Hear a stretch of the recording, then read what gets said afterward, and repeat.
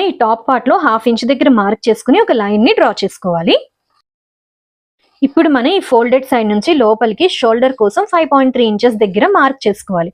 Tape ని ఈ విధంగా పెట్టుకుని 5.3 ఎక్కడ వచ్చిందో చూసుకుని అక్కడికి ఒక మార్కింగ్ అనేది చేసుకోవాలి.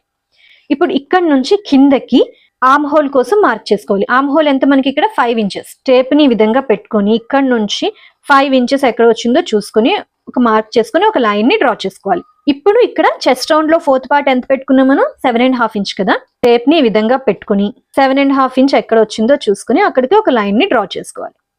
నెక్స్ట్ కిందన వేస్ట్ రౌండ్ లో 4th part 6.5 inches plus 1 inch dots margin అంటే 7.5 ఇంచెస్. కిందన కూడా మనం 7.5 ఇంచ్ దగ్గర మార్క్ చేసుకుని ఈ పాయింట్ ని కలుపుతూ ఒక లైన్ ని డ్రా చేసుకోవాలి.